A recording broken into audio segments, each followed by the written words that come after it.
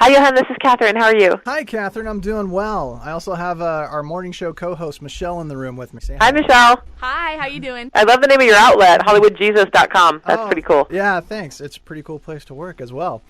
So I know we don't have a lot of time. We're going to dive right on in. And first thing I had to ask you, I was watching the special features for Brave. What was it like to have Kilt Fridays while you were making this movie? I mean, is it hard to do work in a kilt? It's actually very freeing. I mean, I think you can roam free. It's nice. You get a cool breeze, up your skirt.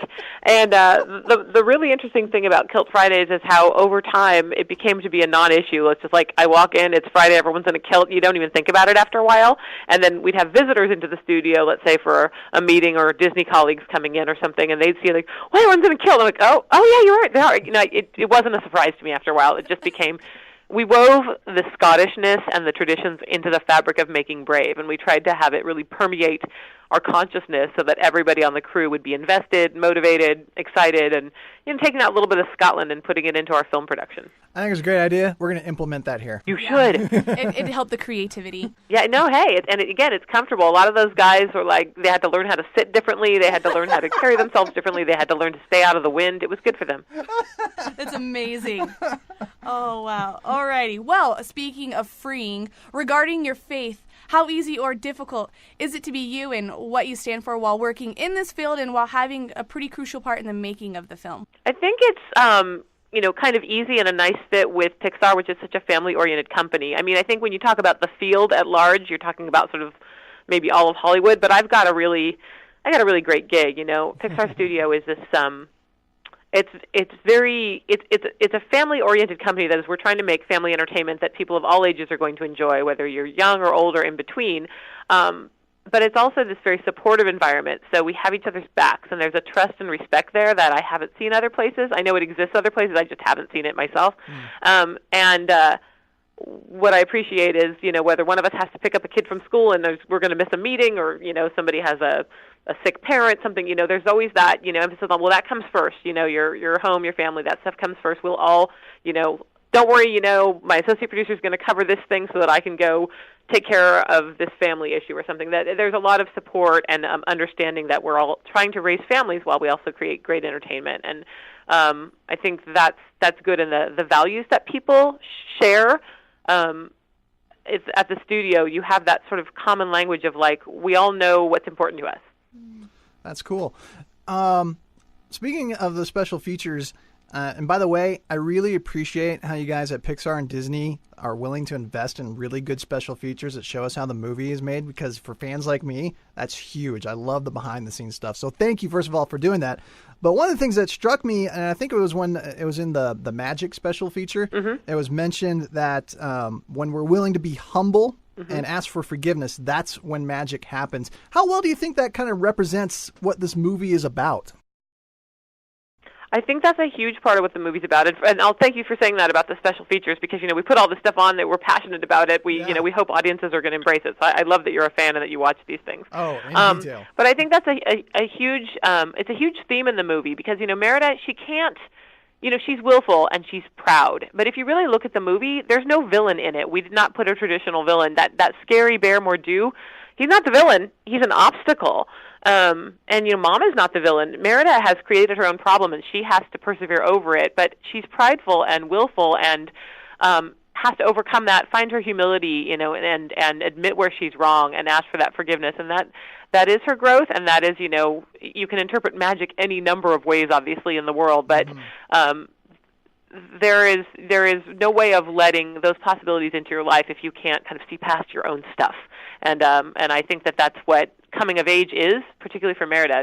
She's moving from child to adult. That's a really difficult time, but she's caught up in her own stuff, her own desires, her own pride, and her own anger. And she until she shakes those off and learns some real lessons, she's not going to really transform into the adult that she can be. Merida is a strong, independent, and maybe overly confident lead, and we've seen a few movies come out like that. With my first thought is Katniss from the Hunger Games, and of course Brave was in the making for years. So do we chalk this up to timing, or do you think we'll see more characters like this in the future? I think you're going to see all kinds of characters in the future. The timing, and particularly of Merida and Katniss both having, that bow and arrow as their weapon, it was really, it was very funny because we started making this movie 6 years ago, and I think when the first pitch was done, the Hunger Games hadn't even been written yet.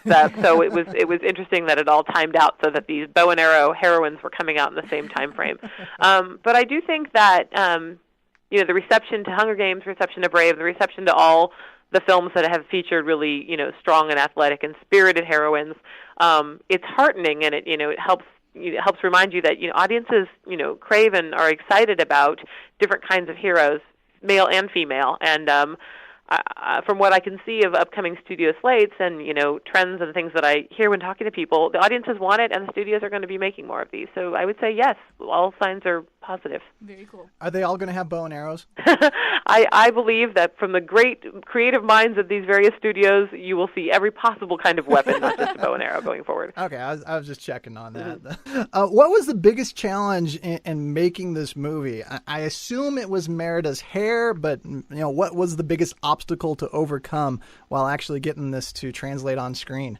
Well, there's the technological obstacle. You mentioned the hair. I think for us, the technological obstacles were the whole idea of this naturalistic, organic, Scottish environment. This is the first time we've ever done a film that's set in an ancient time period, and giving things age and wear and tear and all that overgrown muck and forest, that stuff is very hard for the computer to do. The computer likes everything very straight and very clean, and Scotland is the most chaotic place you can imagine in terms of the way the vegetation grows and everything. So that, from the garments to the hair to the forest, all extremely difficult to do. But our overarching biggest challenge is really the story. It's funny, no matter how hard technologically this work is, none of that is as difficult to this day through the years at Pixar as telling the best story we can tell. And we really work on that. We put it together, we tear it apart, we put it together, we tear it apart. We just do over and over again. We iterate, trial and error, until we've really found the best way of telling our story. And that was the biggest challenge. All right. How did you want to set this movie apart from other Disney Pixar films that you've been a part of in the past? I want to set this movie apart as, obviously they're the first, like I said, the first in an ancient time period. We're the first time we've had a female at the center of our film, and I think, Brave will be remembered not just as this ancient time period, but this spirited heroine who is different from any other Disney princess we've seen in the past, because she's a real Pixar hero, and someone who is not waiting for a man to come and save her, or a spouse to come and complete her, but she is really it is a love story, and I hope that it's remembered as a love story, not of romantic love, but of family love, and bringing the family together and helping them understand each other and forgive each other, and I hope that's one of the great legacies of the movie. Well, my wife and I have 2 daughters, so my wife was very touched by the whole mom-daughter relationship. She had to break out the tissue a few times. Oh, I love the tissue. Katherine, thank you so much for your time today. Really appreciate you sharing some insights about the movie, and just best of luck to you with everything else you got going on there at Pixar. I hope we get to chat with you again sometime soon. Thank you. Great talking to you.